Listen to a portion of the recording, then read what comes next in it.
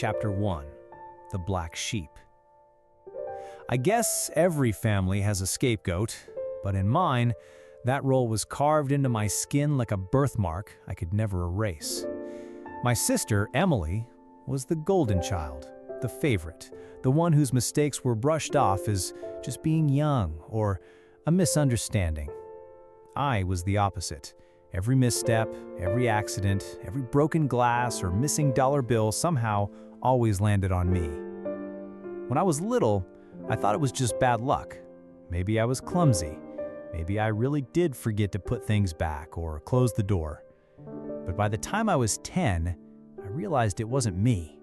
Emily had a way of twisting the truth, and she was so damn convincing. She could spill juice on the carpet, look up at Mom with big, innocent eyes, and say, "It was him." And without even asking me, Mom would grab me by the wrist, scold me, sometimes even slap me across the face, and that would be it. It hurt, of course, but what hurt more was the disbelief in their eyes whenever I tried to defend myself. "Stop lying," Dad would say, shaking his head. "Why can't you just be more like your sister?" Mom would add. That became the chorus of my childhood. By the time high school rolled around, the pattern was set in stone. Emily could do no wrong, and I could do no right. She smoked behind the garage. Somehow I was blamed for leaving cigarette butts. She skipped class. Mom found out, but I was the one grounded because I must have been a bad influence. Every time I opened my mouth to protest, the response was the same. "You're just jealous. Stop trying to ruin things for her." The truth was, I wasn't jealous. I just wanted to exist as myself, not as a shadow cast by her lies. College was supposed to be my way out. I had studied hard, scraped together scholarships, worked part-time jobs just to afford the things my parents wouldn't help me with. For the first time in my life, I thought I had something of my own, a fresh start. I was wrong. It was sophomore year when everything collapsed. Emily had come to visit campus one weekend. At first I was nervous but hopeful. Maybe she just wanted to see me. Maybe she'd grown out of her manipulative games. We even went to a party together. My first mistake. The next morning, one of my classmates stormed into my dorm room.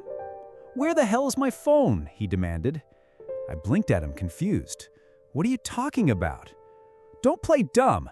Emily said she saw you leaving my room last night. My iPhone's gone, man."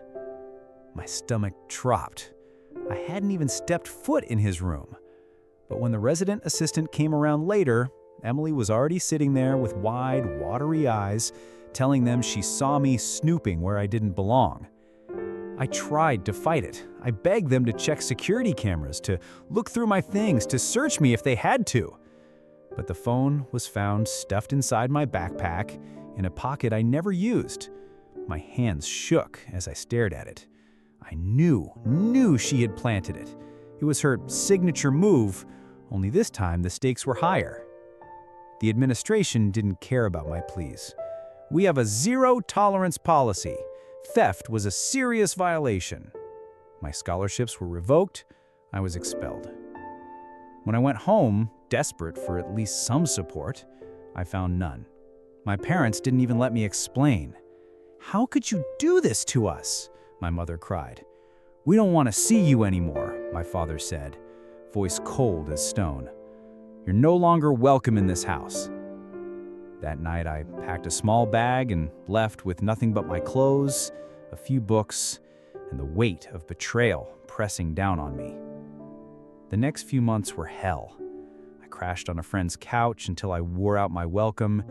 Then I found a dingy room in a workers' hostel, 4 walls that smelled of mildew and despair, but at least it was mine.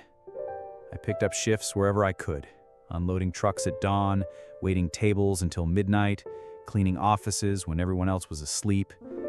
I was exhausted, hungry, and broke most of the time.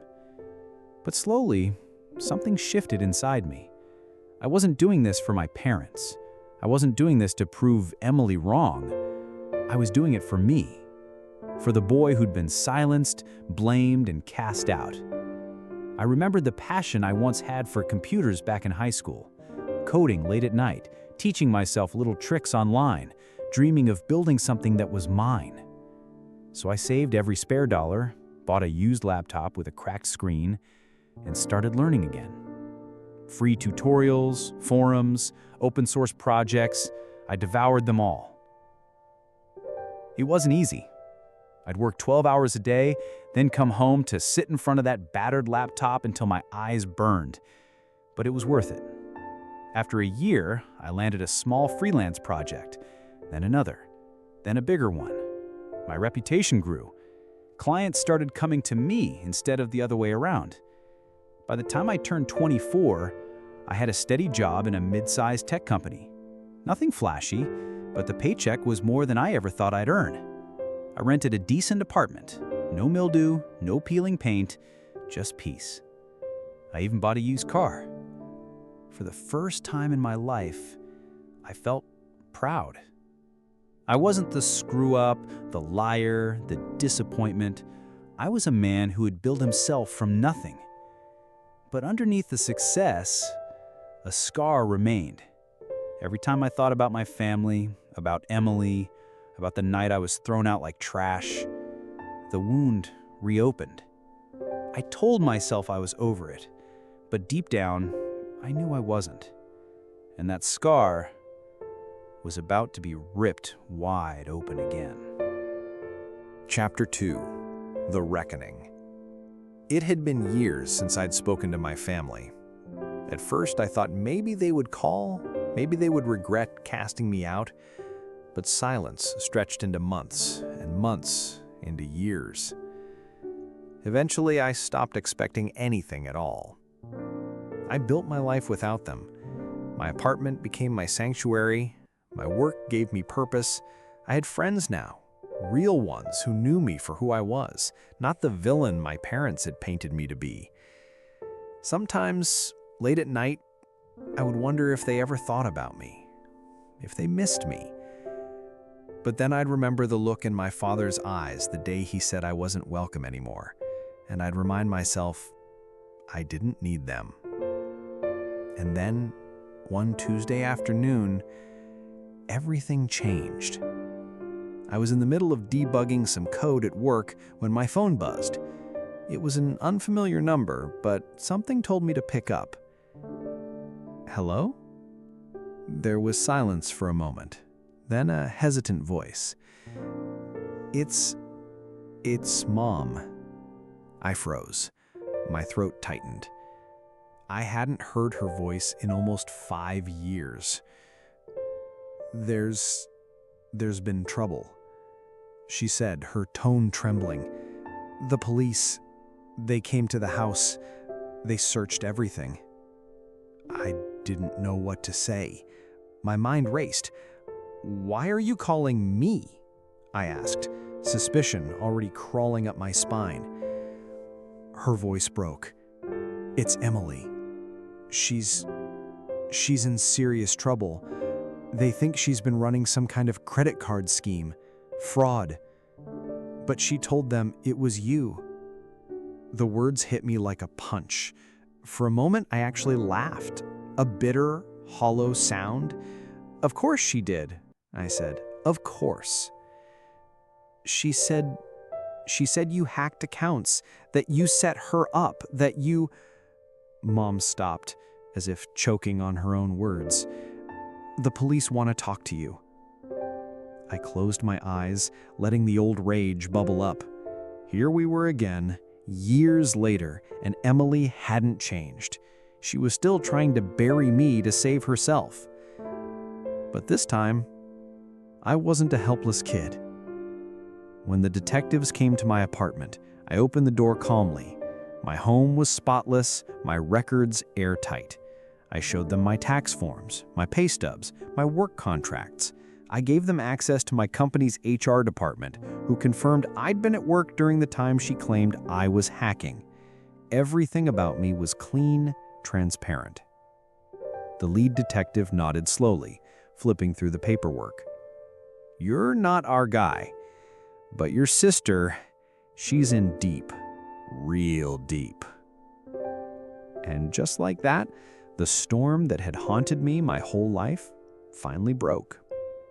A week later, I got another call, this time from Dad. His voice was low, broken, nothing like the booming certainty I remembered. "We were wrong," he said. Just 3 words, but they landed heavier than any insult he had ever thrown at me. "We were wrong about you. About everything." I didn't respond. I didn't know how. When I finally went to the house, not because I wanted to, but because I needed to see it with my own eyes, it felt like stepping into a ghost story. The living room looked smaller, dimmer. My parents looked older, weaker. Emily wasn't there. She was in custody, awaiting trial. My mother reached for me as soon as I walked in.